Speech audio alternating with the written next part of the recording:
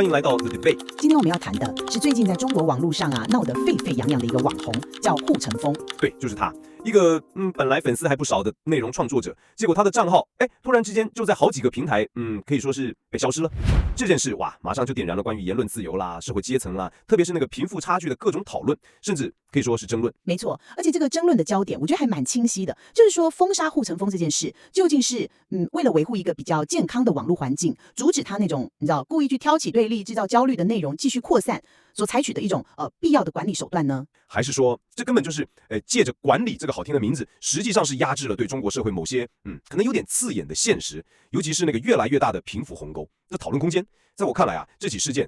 又一次暴露了在现在这个审查体系下面，想要公开的好好的去谈论社会不平等有多么困难。我可不同意你这个说法，我都是认为问题主要还是出在护城风自己选择的那种表达方式上，他那种怎么说呢，刻意去贴标签、去激化矛盾的做法，本来就已经踩到红线了，所以处理它其实是在平台规则和相关法规的框架底下一个算是合理的反应吧。目的其实很单纯，就是维持基本的网络秩序还有社会和谐感。和谐感，这个词用的我觉得很有意思啊。好，那让我从另一个角度来说说我的看法好了。你回想一下，护城风最早引起很多人注意的那些作品，像是那个挑战用100块人民币的养老金过1个月的那种影片，那个影片其实有点意外，但又极其真实的揭示了社会底层他们的那种困境。比如说，他拍到那个来自四川南充的老婆婆，1个月只能领到107块人民币的农村养老保险，这种内容，你想想，他触碰到了什么？他几乎是直接挑战了官方一直在宣传的那个共同富裕啦、全面脱贫啦那种美好的叙事。所以从这个角度看，他可能仅仅是呈现了事实，但这个事实本身就可能被认为是恶意传播事实。为什么？因为这个事实让人看得不舒服，让某些官方的说法显得有点苍白无力。可是我不认为只是呈现事实这么单纯他后来的那些操作，比如说他开始用什么安卓人、苹果人这种方式来划分人群，那种方式等，我知道那种标签化的方式非常粗糙，甚至引起了很大的争议，没错。但是你不能否认的是，这种划分就算是带着戏谑的口吻，难道它没有触及到中国社会现实里面早就已经存在的那种阶层隔阂，还有那种隐形的鄙视链吗？他只是把它用一种非常直白，甚至可以说是有点刺耳的方式给喊了出来而已。那现在呢？现在把它封了，而且我们还看到，连浙江日报这种省级的官方媒体都出来定调批评它。这在我眼中看来，就是非常典型的网络审查系统，也就是大家常说的那个防火长城，它在运作的一个证明。目的我觉得很明显嘛，就是要压制任何可能引发所谓底层共鸣、挑战现状的声音。说到底，封杀护城风，难道不是因为它掀开了官方不太愿意让大家仔细去看、去讨论的那个贫富差距的问题吗？相关的研究其实不少都指出来，中国的基尼系数长期都在一个很高的位置环绕，有些数据甚至说超过了0.6，财富高度集中在顶层的那些少数人手里。你把提出问题的人的嘴堵上，问题本身就能解决吗？我是很怀疑啦。你看，你又来了，总是往那个审查、压制的方向去解读。但是我认为我们需要从另一个角度来看，也就是说从内容本身的那个危害性以及平台治理的角度来看待这件事。护城风的问题核心其实并不在于他谈论了贫富差距这个话题，老实说，这个话题很多人都在谈，而是在于他怎么要去谈论。他刻意的使用安卓人、苹果人这种非常极端、非常对立的标签，他真的是为了要促进社会的理解，或者是寻求什么解决方案吗？或者说得更直接一点，这是不是更像是一种哗众取宠、追求流量的手段，用那种语不惊人死不休的言论来吸引眼球？在我看来呢，他就是在主动的制造和放大社会矛盾，加剧了不同人群之间的对立情绪。那这种行为正好就撞上了官方近年来一直在推行的那个清朗行动，也就是那个旨在整治网络乱象的专项行动，比如说打击恶意挑动网民负面情绪啦，宣扬社会恐慌焦虑啦，挑起网络暴力戾气啦，这些都属于要整治的范畴。但是你说的这些负面情绪、社会焦虑，难道是护城风他一个人发明出来的吗？这些东西它本身难道不就真实地存在于社会当中吗？他可能只是把它们用一种比较具体的方式呈现出来了，不是吗？呈现问题跟激化问题那是两回事啊，它不是在客观中立的呈现，它那个内容里面带有非常明显的就是捧一方踩一方的那个意味。你看他影片里对那个所谓用苹果手机代表比较富裕的一方极尽美化，同时呢又对他口中代表低收入低学历的那个安卓人进行那种毫无掩饰的嘲讽跟贬低，这种做法本身就带有极大的冒犯性还有伤害性，而且这也违反了绝大多数网络平台都应该要有的基本社群规范吧，就是说要尊重他人，避免歧视。再说了，我们也不能只看这一次的事情哦，护城风的账号也不是第一次出问题了，对吧？他之前就因为那个购买力挑战的影片引发过争议，也被短暂封禁过嘛。甚至在他直播的时候还出现过那种观众追问非常非常敏感的政治问题，比如说关于国家领导人是不是独裁者这种提问。虽然他反应很快，马上就把直播切断了，但这也显示出他其实一直都在触碰那个非常危险的边界，一次又一次的去试探那个红线。这就说明他的内容策略本身就带有很高的风险，所以这些被彻底封禁，其实可以看作是一个长期累积下来的结果，是网络平台在履行它的管理责任以及相关的法律，比如说那个网络安全法在执行之下的一个算是必然的结果吧。目标呢，就是维护一个不被恶意撕裂的相对来讲比较健康的公共讨论空间。好，那我们就稍微深入一点，来谈谈几个核心的争议点。首先就是关于护城风它内容的性质，你一直强调说它捧财呀、挑衅啊、煽动情绪什么的，那我还是想回到，就是我刚才提到的那个107块养老金的影片，那个它不是虚构的吧？那是真实的生活，那种冲击力是非常非常直接的。就算后来他用安卓苹果来打比方的方式确实有问题，争议很大，我也承认。但是这个比方难道没有折射出社会上确实就存在着用消费能力来区分人群，甚至互相评价的这种现象吗？所以我还是认为封杀它的真正原因就是官方不容许这种可能引发不满的事实被广泛的传播开来。就像有些网友说的嘛，他说的是事实，难道还要诛心吗？就是不让你看见社会的阴暗面，这才是问题的根本。我觉得我真的不能同意你这种看法。是事实这句话难道就能成为在网络上可以肆意妄为的一张通行证吗？难道就不需要任何规矩了？总要有个底线，是不是？呈现事实的方式真的太重要了。护城风后来那种充满了嘲讽的语气，还有那种刻意去制造对立标签的行为，已经完全超出了单纯呈现观察的那个范畴，变成了一种可以说是赤裸裸的挑衅。他那个已经不是在陈述事实，他是在煽动负面情绪，在加剧社会的分裂。坦白讲，这种行为在任何一个有管理的网络平台上，不管是中国还是国外，恐怕都是会被处理的吧。官方媒体的批评也好，那个清朗行动的治理目标也好，其实都指出了这一点。这不是什么中国特色，这是网络治理的一个基本要求吧。那我们接着看第二个争点好了，关于贫富差距的问题。你说它激化矛盾，但我恰恰认为它那些内容，特别是他把那个富二代那种极度奢华的生活，比如说开着名车啦，住在海外的豪宅啦，背着几十万的爱马仕包包，手上戴着快10万的卡地亚手镯，而且连线的时候甚至对他们家里财富的来源都还有点讳莫如深，把这种生活跟那个社会底层民众的困境，比如说一个月只有107块人民币的养老金，或者连一个月5000块人民币月租的房子都觉得压力很大，把这两种状况放在一起，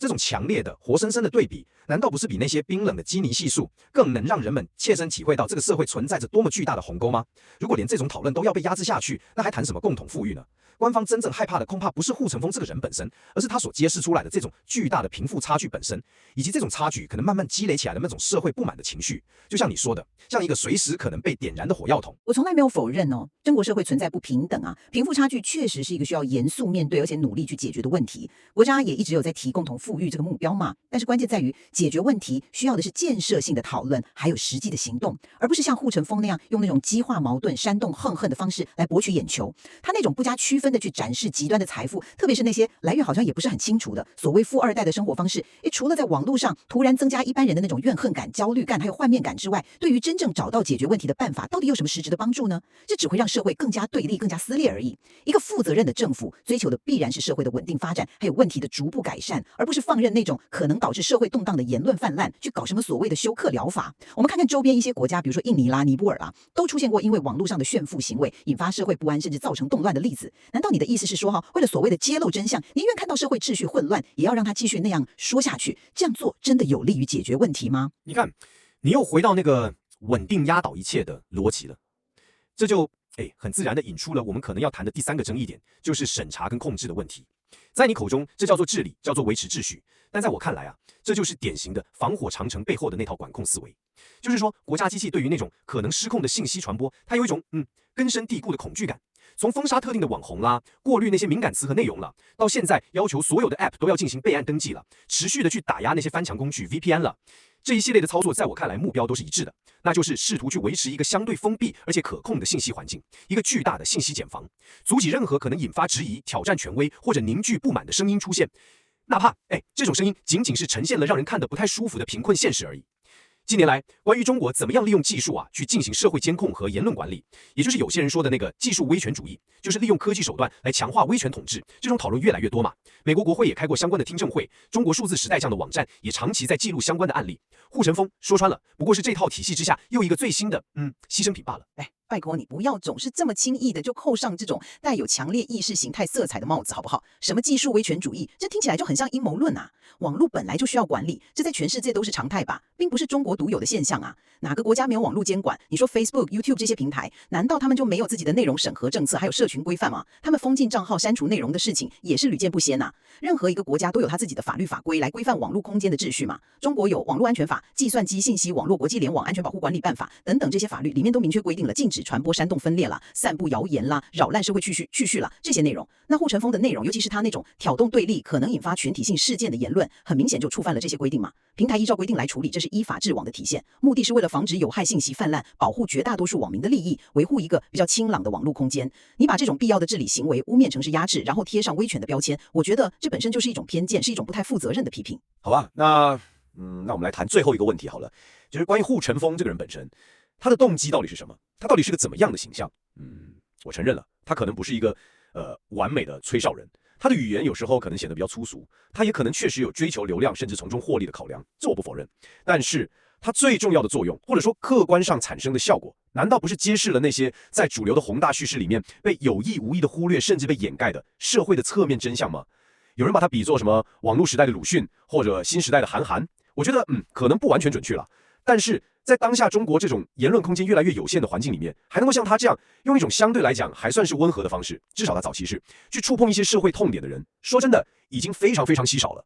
也许可以说是这个比较压抑的时代选择了他，因为那些更尖锐更直接的批评声音可能早就已经没有办法发出来了。就像那个突突生活志分析的那样，他是那个防火墙里面少数敢于说点真话，稍微还讲点逻辑的账号。你把它简单的归结为一个纯粹追逐利益的投机者，我觉得这可能有点过于简化了。他或许不完美，但是他确实让很多人看到了不同社会阶层的一些真实的生活片段，也影响了很广泛的社会讨论和反思，这点你不能否认吧？我恰恰认为他更像是一个机会主义者，而且是一个在玩火的机会主义者。早期拍一些关怀底层生活的影片，或许还能看到一些真诚，但是随着他的关注度跟流量暴涨之后，他很明显是尝到了甜头，就开始越来越倾向于去选择那些更具有争议性、更能挑动情绪，同时也更危险的话题来吸引眼球，也就是我们说的那种危险流量。他自己都曾经透露过，他一个月的收入能达到60万人民币耶！你说这笔钱是怎么来的？难道不是通过制造和放大社会的负面情绪，利用人们的焦虑和不满来变现的吗？而且最让我有点无法接受的是，他好像背弃了自己最初的那个立足点，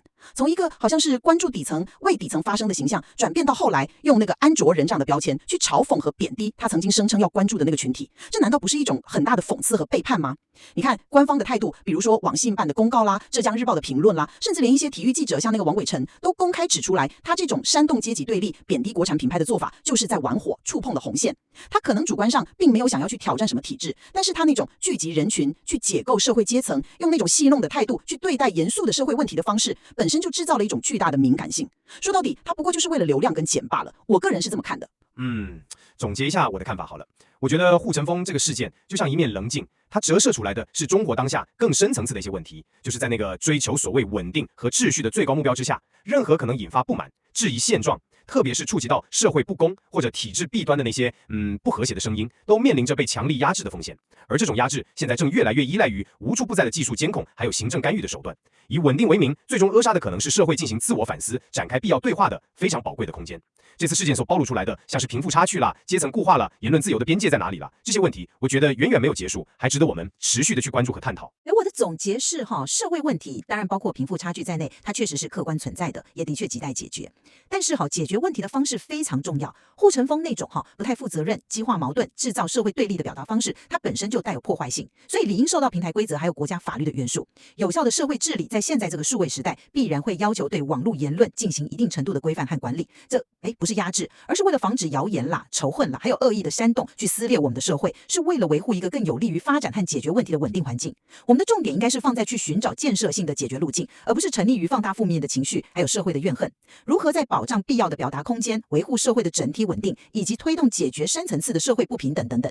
这几个多重目标之间去找到那个非常艰难的平衡点，这本身就是一个极其复杂而且非常有价值的课题，需要整个社会共同来思考。确实啊，这其中的复杂性和矛盾，远远超过表面看起来的那样。我们的观点显然还有很大的差异存在。对，不过或许也正是因为有这种不同视角的碰撞和交锋，才能帮助我们更立体地去理解这起事件以及它背后的种种脉络吧。最终要怎么样评价，我想还是留给各位听众朋友自己去判断了。